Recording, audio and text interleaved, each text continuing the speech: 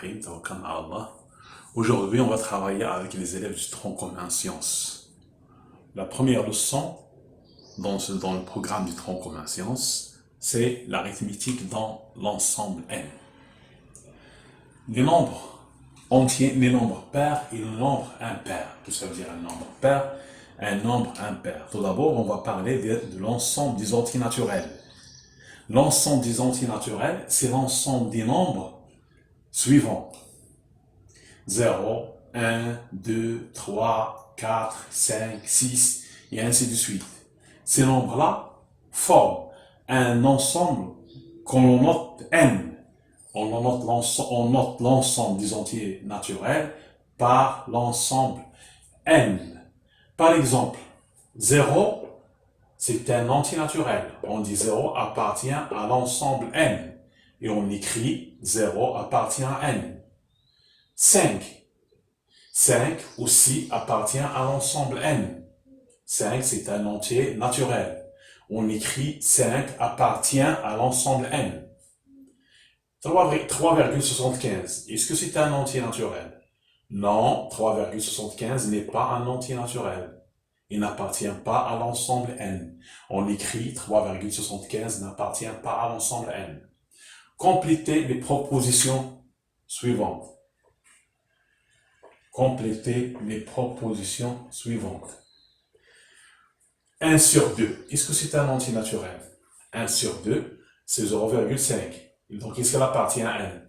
Non, n'appartient pas à N.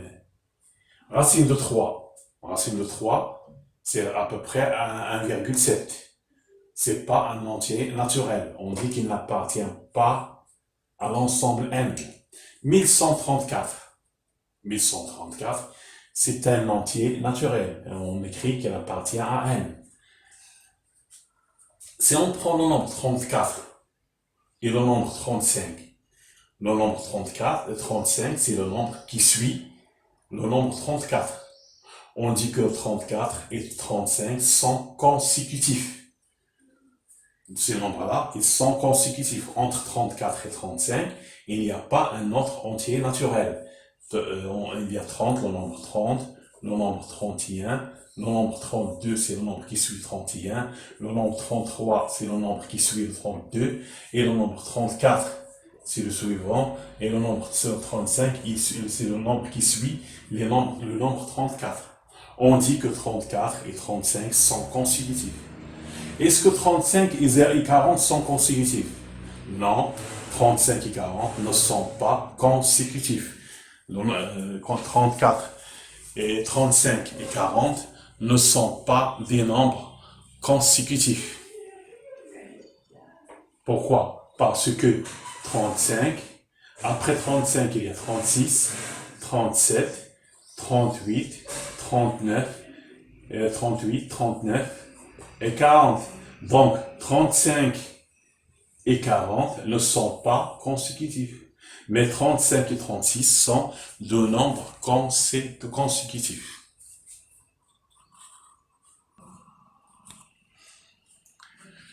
Soit N un entier naturel, ça veut dire N appartient à N. N, c'est n'importe quel nombre, il peut prendre n'importe quelle valeur. Il peut prendre la valeur 0, la valeur 1, la valeur 2. On dit que c'est un entier naturel. Le nombre N plus 1, c'est le nombre qui suit le nombre N. On dit que N et N plus 1 sont deux nombres consécutifs. Par exemple, 10 et 10 plus 1 sont deux nombres consécutifs. Ça veut dire 10 et 11, ils sont deux nombres consécutifs. Par exemple, 10 à la puissance 50, c'est un très grand nombre. Le nombre qui suit le nombre 10 à la puissance 50, c'est 10 à la puissance 50 plus 1. Si on prend par exemple N et N plus 2, par exemple N et N plus 3, est-ce qu'ils sont deux nombres consécutifs? Non, ils ne sont pas deux nombres consécutifs. Pourquoi? Parce que le nombre qui suit le nombre N, c'est N plus 1. Et le nombre qui suit N plus 1, c'est le nombre N plus 2. Le nombre qui suit le nombre N plus 2, c'est N plus 3. Donc, ils ne sont pas consécutifs. Voici le nombre N. Et voici le nombre N plus 3. Donc n et n plus 3 ne sont pas deux nombres consécutifs. Les nombres pairs, les nombres impairs. Donc dans l'ensemble n, il y a des nombres qui sont pairs, il y a des nombres qui sont impairs. Soit n appartenant à n. Si n est divisible par 2, on dit que n est un nombre pair. Par exemple, 100, il est divisible par 2. Si on divise 100 par 2, ça donne 50, le reste c'est 0. Si on divise 100 divisé par 2, le quotient c'est 100 divisé par 2, le quotient c'est 50 et le reste c'est 0. Donc 100 c'est 2 fois 50. 100 c'est un nombre pair. 360 aussi, il est divisible par 2. Si on divise 360 par 2, ça donne 130. Et le reste, c'est 0. 360 est égal à 2 fois 130. 360, c'est un nombre pair. En général, on dit qu'un entier naturel est un nombre pair si n est s'écrit de la forme 2 fois k, avec k, un entier naturel. 11 pour 11. Est-ce que 11 c'est un nombre divisible par 2? Non, 11 n'est pas divisible par 2. Pourquoi? Parce que si on divise 11 par 2, si on divise 11 divisé par 2, ça donne 5, le reste c'est 1. Donc 11 n'est pas divisible par 2. 11, il est égal à 2 fois 5 plus 1. Donc le nombre 11, c'est pas un nombre pair. On dit dans ce cas-là que 11 est un nombre impair. 11 est un nombre impair. Donc en général, qu'est-ce que ça veut dire un nombre impair? On dit que n est un nombre impair. On dit qu'un entier naturel n appartenant à n est un nombre impair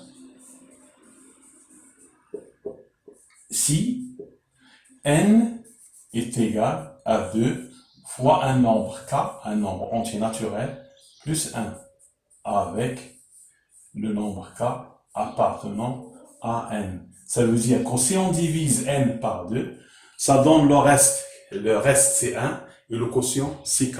Si on divise n, un nombre entier naturel, par 2, il donne un nombre k, le quotient, et le reste c'est 1. Dans ce cas-là, on dit que n c'est un nombre impair. On dit que le nombre n c'est un nombre impair dans ce cas-là. Donc la définition, on dit que n est un nombre pair, impair, si n est égal à 2 fois k plus 1, avec k appartient à n. Comme exercice, montrer que la somme de deux nombres de même parité est un nombre pair.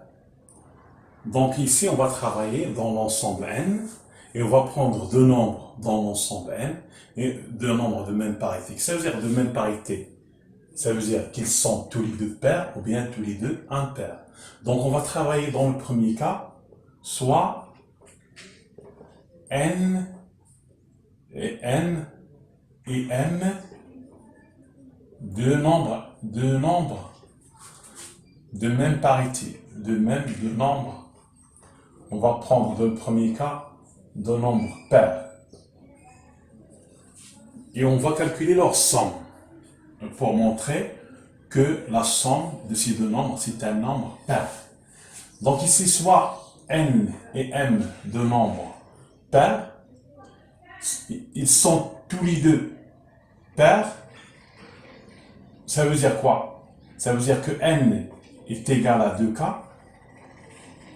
avec k appartient à n, et m est égal à 2k', avec k', il appartient à n. Donc si on calcule n plus m, il est égal à 2k plus 2k'. On factorise ici par 2. facteur de k plus k'. Ça donne 2 fois un nombre k, majuscule, fois un nombre k. C'est 2 fois un nombre. Donc, n plus m, c'est un nombre pair. Donc, n plus m est un nombre pair. Est un nombre pair. Alors, ici, on a montré en général que la somme de deux nombres pairs est un nombre pair. Mais pour faire la démonstration, il faut travailler en général. Si on travaille avec des exemples, l'exemple n'est pas une démonstration ici. Il faut travailler en général. Certains élèves disent que 10 est un nombre pair, 14 est un nombre pair, 10 plus 14 c'est 24, puisque 24 c'est un nombre pair, alors ils généralisent à partir d'un exemple. Généraliser à partir d'un exemple, c'est pas une démonstration. Il faut travailler en général. Donc, la somme de deux nombres pairs est un nombre pair. Maintenant, on va travailler avec deux entiers naturels de parité différente. Ça veut dire n est un nombre impair. On va prendre n est un nombre impair. Non, de parité, ce sont deux nombres impairs, de même parité ici. N est un nombre impair et m aussi un nombre impair. On va montrer que m plus n est un nombre impair. On va pas travailler avec des exemples, mais il faut travailler en général. Par exemple, on va prendre n est égal à 2k plus 1 et m est égal à 2k' plus 1. Et on va calculer n plus m. Ça donne 2k plus 1 plus 2k' plus 1. Alors, c'est 2 facteur de k plus k' plus 2. Ça donne 2 fois 1k, un grand K majuscule, plus 2. Donc, la somme, ça donne un nombre pair, plus un nombre pair, ça donne un nombre pair. On va factoriser par 2, facteur de k plus 1. Donc, si n est un nombre impair et m aussi un nombre impair, on va montrer que m plus n est un nombre pair. Est un nombre pair. Parce qu'on a montré que n plus m est un nombre pair. Donc, en général, la somme de deux entiers naturels de même parité est un nombre pair. La somme de deux nombres entiers naturels de même parité est un nombre pair. Maintenant, on va travailler avec deux nombres de parité différentes. Et on va montrer que la somme de deux nombres entiers naturels de parité différente est un nombre impair. Maintenant, on va montrer que si n est un nombre impair et m est un nombre pair, la somme n plus m, c'est un nombre impair. Mais il faut travailler en général et il ne faut pas travailler avec des exemples. On va prendre n est un nombre impair. N s'écrit de la forme 2k plus 1 avec k appartient à n. Et on va prendre m est égal à 2k' avec k' il appartient à n. Alors, si on calcule la somme n plus m, c'est 2k plus 1 plus 2k'. Ça donne 2k plus 2k' plus 1. On factorise ici par 2. C'est 2 facteurs de k plus k' plus 1. C'est un nombre impair. Donc la somme de deux nombres de parité différente est un nombre impair. Comme exercice, montrez que le produit de deux nombres pairs, le produit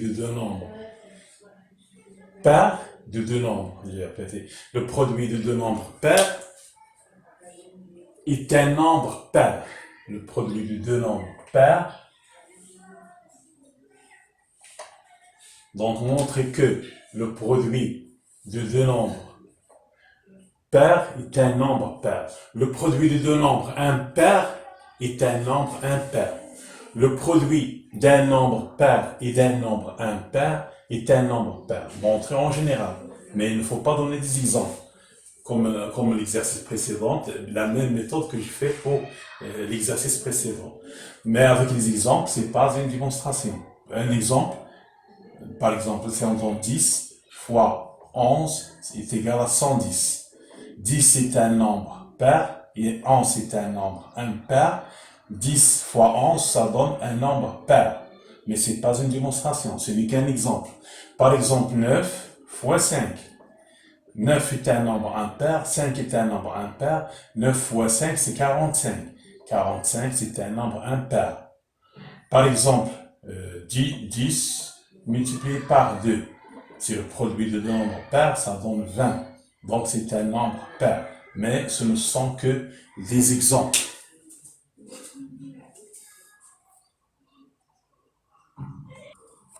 Exercice, étudier la parité des nombres suivants. Étudier la parité des nombres suivants. A est égal à 1034 multiplié par 1113. B égale 5 à la puissance 2000 plus 6 à la puissance 2020. Et le nombre C est le nombre D. Donc on va étudier la parité de ces nombres. Ça veut dire est-ce qu'ils sont pairs ou bien ils sont impairs. On commence par A. A égale 1034 multiplié par 1113. C'est la multiplication d'un nombre pair et d'un nombre impair. Et on sait que la multiplication d'un nombre pair et d'un nombre impair, c'est un nombre impair. D'un nombre pair et d'un nombre impair, c'est un nombre, donc est un nombre impair. B égale 5 à la puissance 2000 plus 6 à la puissance 2020. Donc 5 à la puissance 2000, 5 est un nombre impair. 5 à la puissance 2000, c'est 5 fois 5 fois 5, 2000 fois. C'est la multiplication des nombres impairs. C'est un nombre impair. Donc celui-là, c'est un nombre impair. Pour le 6, 6 est un nombre pair. 6 à la puissance 2020, 6 fois 6 fois 6, 2020 fois, c'est un nombre pair. Et la somme d'un nombre impair et d'un nombre pair est un nombre impair. Pour le C, il est égal à 2n plus 1 multiplié par 6n plus 10. Pour 2n plus 1, avec n un entier naturel. Pour 2n plus 1, 2n plus 1, c'est un nombre impair. Parce que c'est l'écriture générale des nombres impairs. 6n, 6 fois n, c'est un nombre pair. 10, c'est un nombre pair. 6 fois n plus 10, un nombre pair, plus un nombre pair, ça donne un nombre pair. Et celui-là, c'est un nombre impair. Alors, la multiplication est un nombre impair. Il reste le nombre D. C'est simple, le nombre D. 2n carré, c'est un nombre impair. 2n, c'est un nombre pair. La somme de deux nombres pairs, c'est un nombre pair. Le nombre 7, c'est un nombre impair. Donc, cette somme, c'est un nombre impair.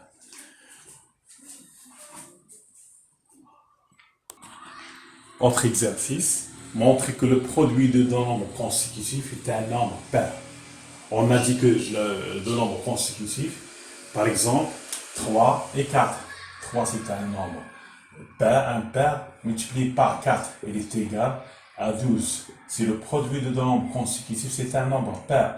Par exemple, 5 et 6. 5 fois 6, c'est 30. Si le produit de nombres consécutifs, c'est un nombre pair. Par exemple, 7 et 8, c'est 56. C'est le produit de ces deux nombres consécutifs, c'est un nombre pair. Mais ce n'est qu'un exemple, c'est pas une démonstration. Pour faire la démonstration, on va prendre un nombre n, soit n appartenant à n, soit n appartenant à n. Le nombre qui suit le nombre n, n et n plus 1 sont deux nombres consécutifs, sont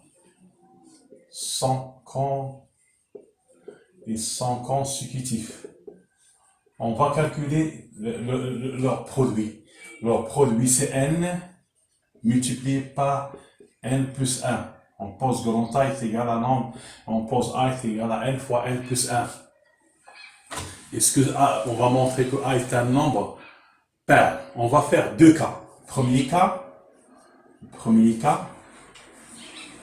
si n est un nombre pair, est un nombre pair. Dans ce cas-là, A est égal à n fois n plus 1 est un nombre pair.